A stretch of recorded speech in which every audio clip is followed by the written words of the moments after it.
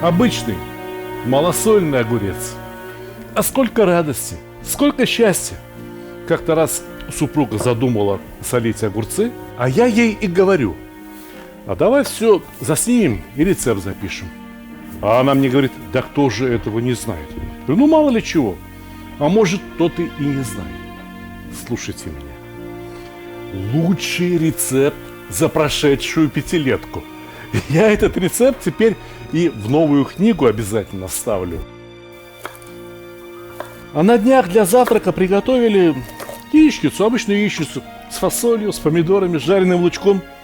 Я смеха ради сфотографировал для своего инстаграма. Слушайте, люди рецепт просят. Рецепт яичницы с помидорами и фасолью. Хорошо, я дам вам рецепт. Для начала фасоль необходимо нарезать так, чтобы ее потом есть было удобно.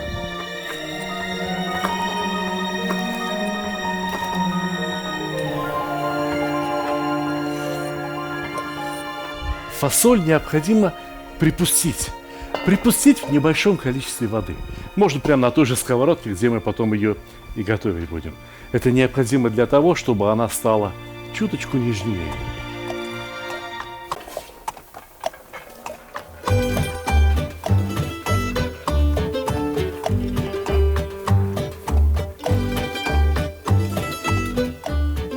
Это блюдо любят во многих странах. Его готовят в арабских странах, на Кавказе, повсюду, в Иране, Турции, Узбекистане.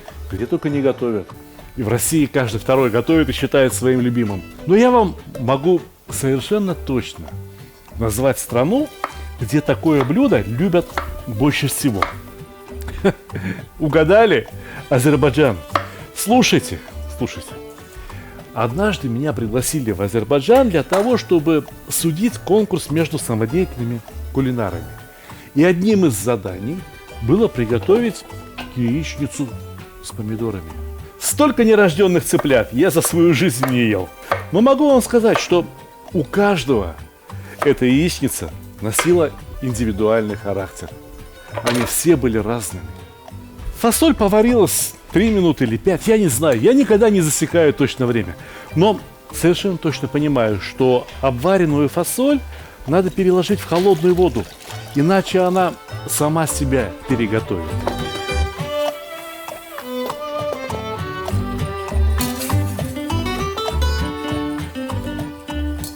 Я, когда лук обжариваю, наливаю на сковородку немного масла и воды. Вода у меня уже есть, ничего плохого в этой воде не было.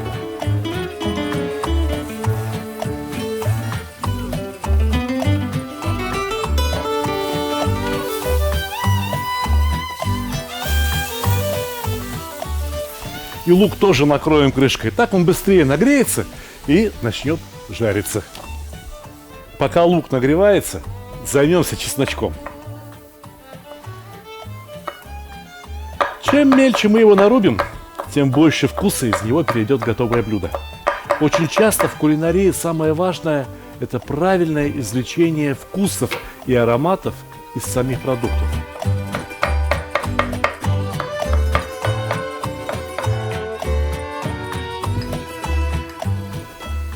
Пора лук открывать, перемешивать.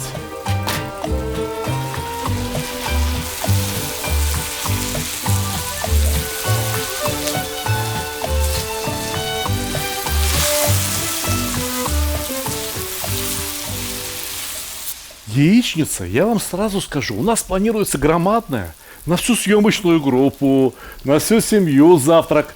А масла я налил совсем мало, но тоже было растительное масло. А теперь самое время добавить сливочного, топленого.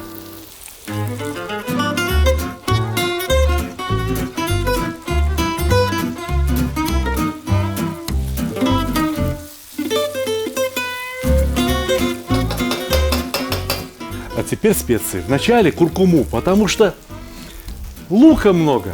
А лук должен быть золотистым, ароматным, красивым, прекрасным. Куркума. 1 чайная ложка.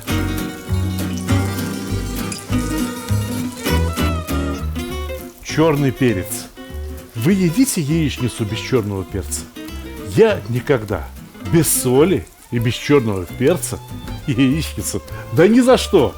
Тоже 1 чайная ложка. И перемешаем.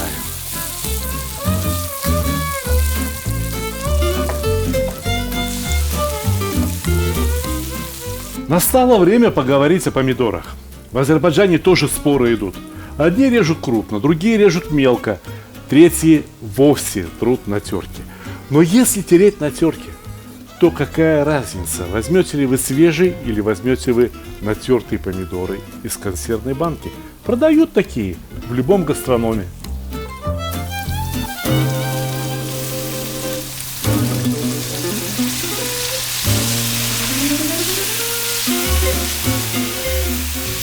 Из лука выделялся сок.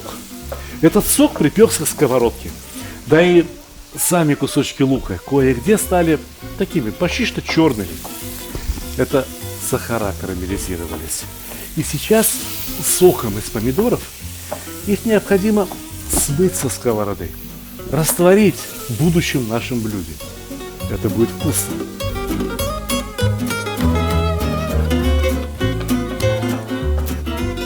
Запомните, помидоры необходимо жарить до тех пор, пока вкус не изменится. Со вкуса сырых помидоров на вкус готовых.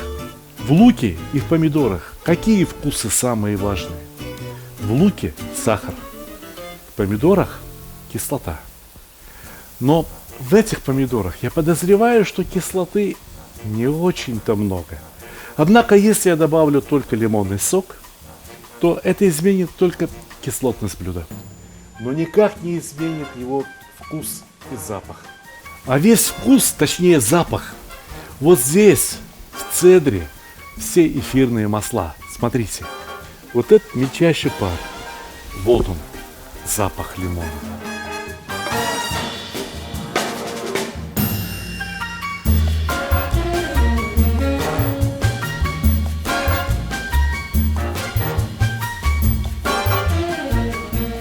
Но яичница у нас сегодня готовится непростая. У нас сегодня готовится яичница сытная, мужская, с фасолью.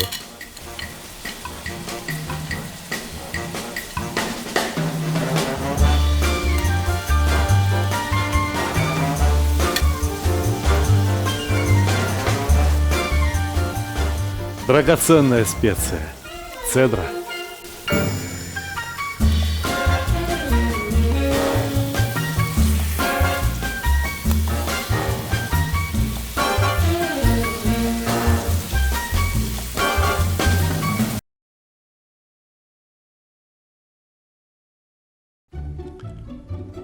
Самый лучший подарок – тот, который приносит радость и удовольствие, особенно если речь идет о мужских удовольствиях.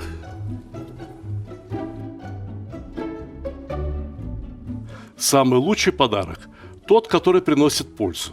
Например, кому не хотелось бы наконец-то разобраться в приготовлении мяса? Самый лучший подарок – это то, что принесет хорошее настроение в погожий, солнечный день.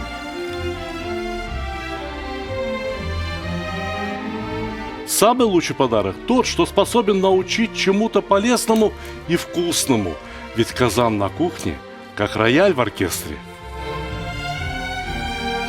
Самый лучший подарок – это расширение кругозора. А вы думали, что плов – это блюдо с единственно верным рецептом? А не пора ли покорить все вершины великого блюда?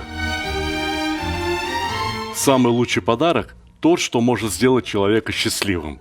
Ничто не укрепляет семью так, как вкусное и доброе застолье. Отличный подарок – это книга с новыми рецептами из хорошо знакомых продуктов, к тому же приглашающая в очень вкусное путешествие в мир Востока. Самый лучший подарок, когда все самые любимые и популярные рецепты собраны в одном месте, где текст превращается в видео, а картинки оживают. Полюбуйтесь, какой красавчик. Самый лучший, Самый ценный подарок – это дружба между братскими народами. Теперь вы совершенно точно можете сказать, что с татарами вы уже давно пуд соли съели. Моя самая новая и самая любимая книга рассказывает о земле и раскрывает всю душу татар. Эти книги теперь можно купить любым удобным для вас способом. С автографом в моем личном интернет-магазине, либо с быстрой доставкой через Озон, либо с большими скидками и кэшбэком в мегамаркете. Ссылки в описании к ролику, а также в верхнем комментарии. Вот эта зеленая фасоль, она ох и полезная, ох и полезная. Ну, вы же знаете, что все зеленое очень полезное, но калорий там очень мало, потому что ядрышки бобов еще очень маленькие, в них белка-то практически нет. А мы сегодня с вами для кого готовим завтрак? Для мужиков готовим завтрак, поэтому белка в завтраке должно быть достаточно. Белок, хороший, качественный растительный белок, дает фасоль белая, националь. И вы посмотрите, какая это фасоль. Вы полюбуйтесь этой фасолью. Слушайте, да супер, а не фасоль. Посмотрите, ведь зернышко к зернышку. Все, что вам надо было сделать заранее, это замочить фасоль с вечера. А утром, если нет времени, то на 30 минут скороварку. А если время есть, то пока там кофе варите, пока зубы чистите, умываетесь, положите полстакана фасоли в кастрюльку с водой. Пусть варится. Когда сварится, у вас получится целый стакан.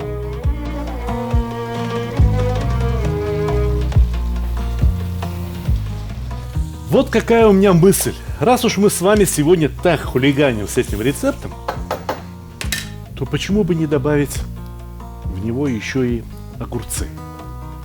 Вы что думали? У нас здесь плохой театр? Станиславский кричит «не верю»? Нет. Раз огурцы появились в самом начале, то они непременно должны отправиться в сковородку.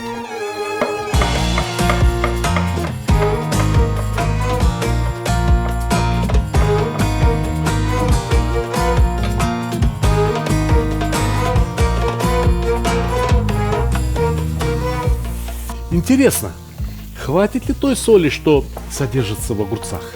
Или придется добавлять? Мы выясним это, когда в сковородку отправится еще один очень существенный ингредиент. Для красоты, для яркого красного цвета, для хорошего запаха, для вкуса, для аромата. Красный болгарский перец.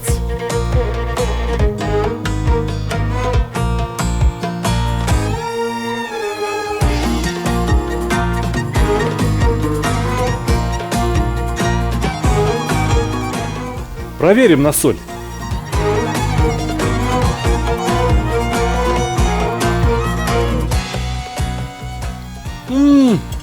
Совсем не соленая. Солим. Продуктов в сковороде все больше, а на столе все меньше. Остался зелененький острый перчик.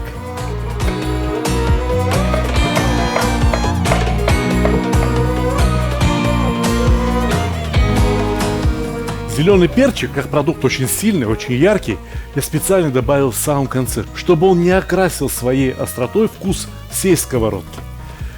То же самое и насчет чеснока. Мы добавляем его в самом конце.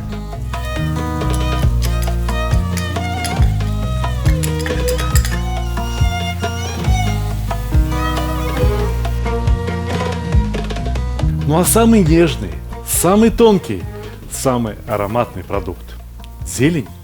Мы добавим в сковородку особым, может быть даже уникальным образом.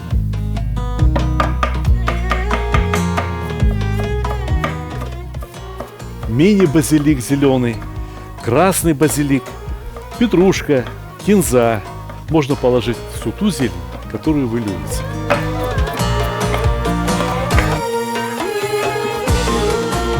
А вот сейчас начинается самая веселая часть нашей программы. Сейчас мы будем не просто бить яйца, а отделять желтки от белков.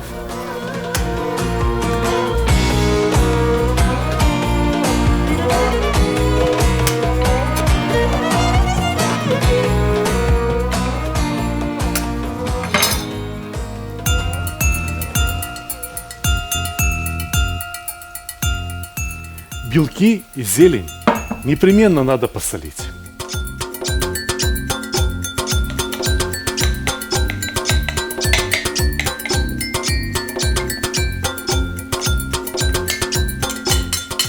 И перемешать.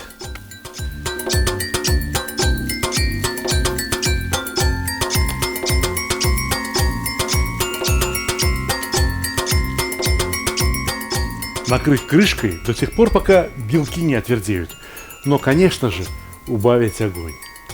Мы все ближе и ближе к финалу. Блюдо-то получится, я просто уверен, замечательное. Только надо подумать, как мы его украсим. А? Пойдет? Пойдет. Прекрасно.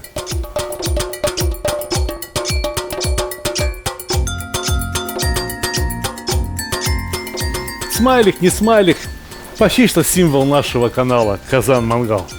Настала пора раскладывать по яичнице желточки.